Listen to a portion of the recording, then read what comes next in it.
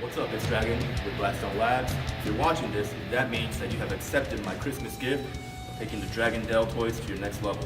Two things I consider important to have an aesthetically pleasing look or a superhero physique is having wide shoulders and a big back. Now this is a Dragon Deltoid, so it's a wide shoulders. If you want to look for, getting a bigger back, check out dragonphysique.com. I have a $25 program available right now for the Dragon Wings, so go check that out. Now for shoulders, before we jump into the workout, I want to talk about a few things to keep in mind, alright? Proper form and a proper mindset for high intensity. Form is very important. It is important to, try to get the most out of your workout. But I want you to try to, avoid injury as much as possible. The shoulder has something called rotator cuff, which is very vulnerable, and once you screw that up, you'll never get it back.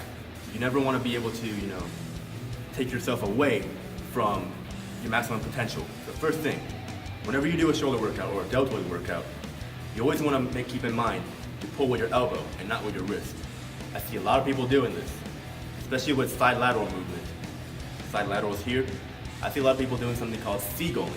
Seagulling is when you pull your wrist instead of your elbow like you're supposed to, and you let your dumbbells go past your elbows like this. So you look like a seagull. By pulling with your wrist and doing a seagull, you're basically letting your weight go past your x-axis of your shoulders. So from your wrist to your elbow to your shoulder, it spreads wider and wider as the higher you go, and you basically pull onto your rotator cuff in an awkward angle. That basically, you're pulling from both sides.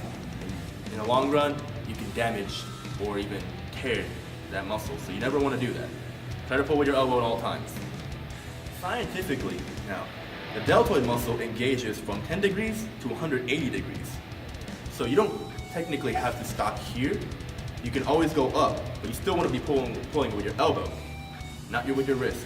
What I mean, going 180 if you choose to do so, pull your elbow, so you got to keep your arms straight and stiff, not straight, slight bend. So you should be pulling like this, rather than this. This is what a lot of people do. They're seagulling. Don't ever do that.